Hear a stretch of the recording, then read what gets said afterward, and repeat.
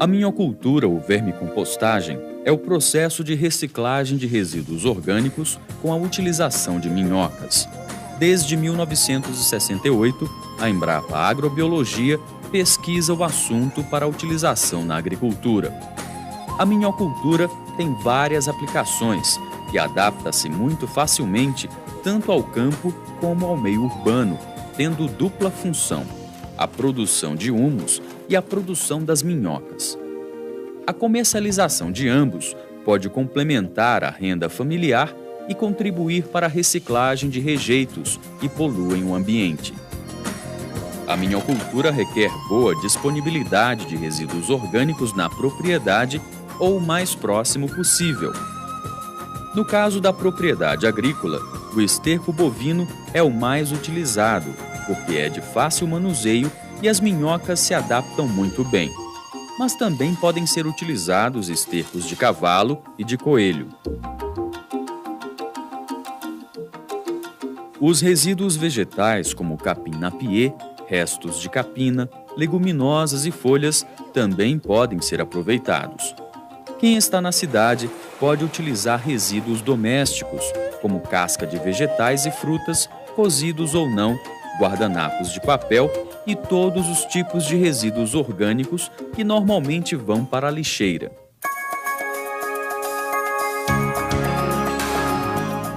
As minhocas têm corpo cilíndrico dividido em anéis, o que dá origem ao nome do grupo, Annelideus. As espécies de minhocas mais utilizadas no Brasil são Eisenia fétida e Eisenia andrei, conhecidas como vermelha da Califórnia, e Eudrilus africana, a noturna africana. A vermelha da Califórnia é menor e permanece no canteiro mesmo na falta de alimento. A noturna africana atinge tamanho maior e pode ser interessante para comercialização, mas por ser mais adaptada à escavação, foge com mais facilidade. A preferência por uma ou outra fica a critério do produtor.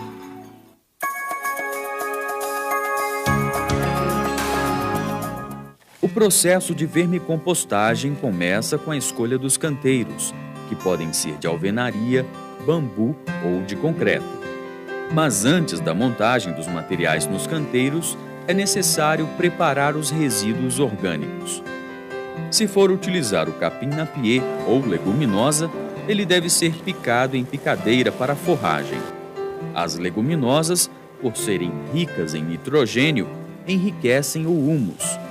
A proporção é de 25% de bagaço, 25% da leguminosa e 50% de esterco bovino. Desta forma, obtém-se um verme composto 30% mais rico. Os estercos necessitam ser pré-compostados. Iniciado o processo de decomposição, a temperatura pode atingir até 70 graus centígrados, o que geralmente leva uma semana. A temperatura pode ser controlada por um termômetro ou pode-se utilizar uma barra de ferro. Quando não é possível mais segurá-la, é hora de revirar. O reviramento é a inversão da camada interna para a externa e vice-versa. Este procedimento é repetido diariamente até que a temperatura se estabilize em torno de 25 graus, o que deve levar de 15 a 20 dias. Esta etapa é desejável porque inibe a germinação de plantas espontâneas e elimina organismos não benéficos. Para quem está no meio urbano, o preparo dos resíduos também requer a pré-compostagem. O ideal é armazenar os resíduos separadamente até obter a quantidade suficiente para montar uma pilha de 80 centímetros a 1 metro de altura.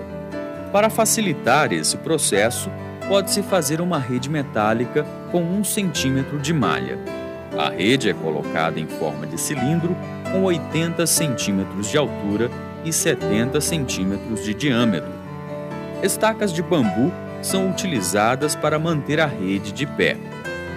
A rede de metal é ideal para evitar que ratos roam a tela. Para facilitar o manuseio, sugere-se uma porta por onde entram e saem os resíduos. Com a enxada, revire superficialmente a terra no local onde será montada a pilha da compostagem para que a primeira camada de resíduos entre em contato com os micro-organismos do solo. A montagem da pilha é realizada alternando-se os diferentes tipos de resíduos. A cada camada montada, deve-se irrigar sempre. Isto é fundamental para dar condições aos micro-organismos de transformarem e decomporem os resíduos. Após mais ou menos 30 dias, as minhocas podem ser colocadas no local. A montagem dos canteiros é simples. Os resíduos orgânicos já previamente preparados são acondicionados nos diversos tipos de canteiros e as minhocas são colocadas lá. Outra forma de produção do vermicomposto é o método utilizado em países como Cuba, Argentina e Itália. Neste caso, devem ser colocados apenas 10 centímetros de resíduo e em seguida as minhocas. A cada semana, colocam-se mais 10 centímetros, até atingir 60 centímetros ou passarem-se 3 meses. Ao optarmos pela colocação dos resíduos em camadas, as minhocas elas vão ter alimento permanentemente. Com isso, maior chance de completar todo o ciclo de reprodução e a capacidade de se adaptar a diferentes tipos de resíduos. Por outro lado, existe a preocupação de estar semanalmente repondo esse resíduo, né? E as minhocas vão estar mais sujeitas a intempéries. Quando a gente faz a opção pela formação dos canteiros de 30 centímetros, não há mais a preocupação da colocação semanal de novos resíduos. Por outro lado, ao longo do processo, as minhocas elas vão emagrecendo e não tem chance de completar todo o seu ciclo de reprodução. Depois de colocar as minhocas, o material deve ser coberto com capim-napier ou folhas de bananeira para manter a umidade e proteger as minhocas da luz.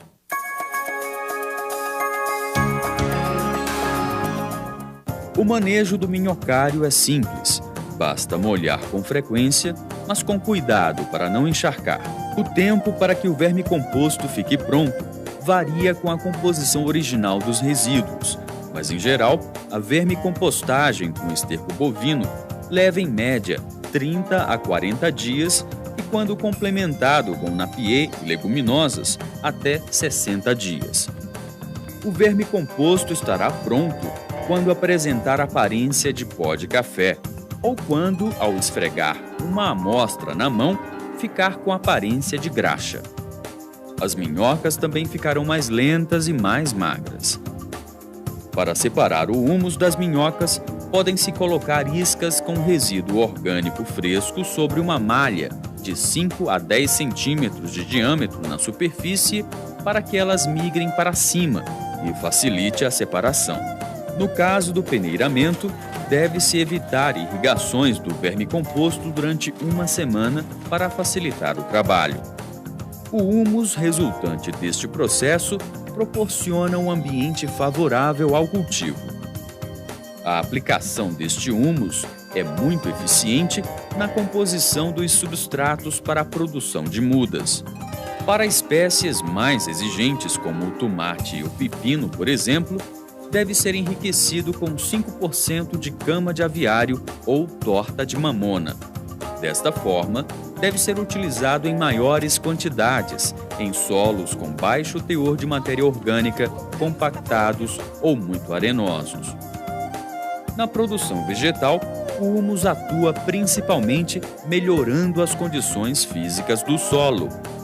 As minhocas também podem ser comercializadas para a produção de farinha como complemento alimentar de animais, como ração ou in natura, para a isca de pesca e na alimentação de galinhas.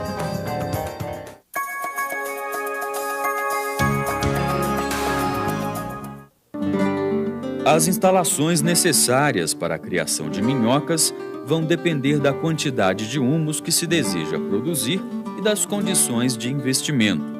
Os canteiros de bambu têm a vantagem de serem feitos com material de fácil disponibilidade e ainda possibilitar melhor a aeração e temperatura mais amena para as minhocas.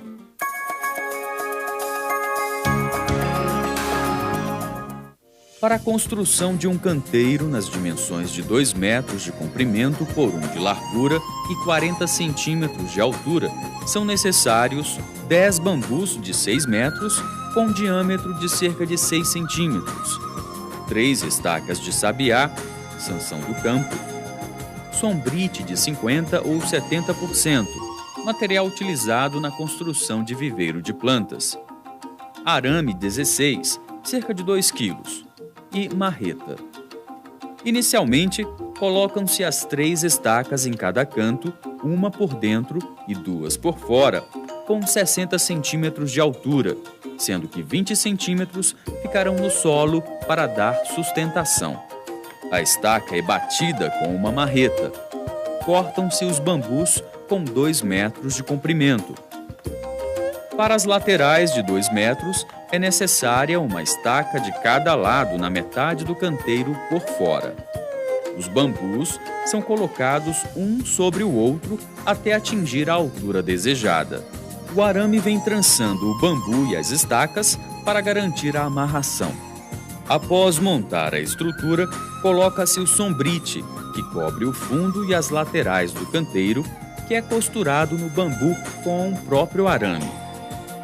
O canteiro deve ter no máximo de 35 a 40 centímetros de altura e o comprimento pode variar de acordo com a área disponível. Em relação à largura, é desejável que não ultrapasse 1 metro para facilitar o manuseio. Para evitar o acúmulo de água no fundo, os canteiros devem ter drenagem. Pedras britadas ou canaletas que conduzem o excesso de água dos canteiros são medidas importantes.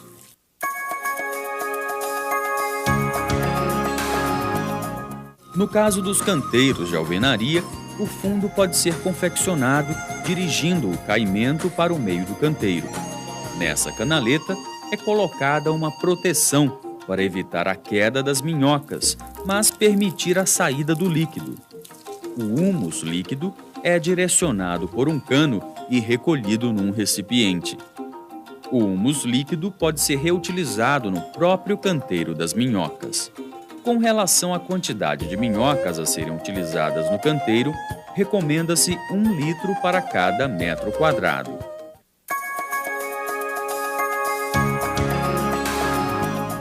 As minhocas adultas são facilmente identificadas pela presença do clitelo, uma região glandular da epiderme associada à produção de casulos.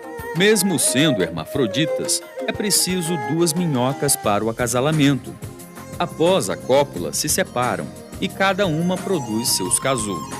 Os casulos são uma espécie de bolsa contendo substâncias nutritivas para alimentar o embrião até a formação das minhocas. Cada casulo tem em média 3 minhocas. Elas levam cerca de 23 dias para saírem do casulo quando as condições de temperatura, umidade e alimento estão ideais. A vermelha da Califórnia completa o seu ciclo de vida, ou seja, nasce e torna-se adulta em 40 a 60 dias. Após cerca de 4 dias do cruzamento, começa a liberação dos casulos e novo ciclo se inicia.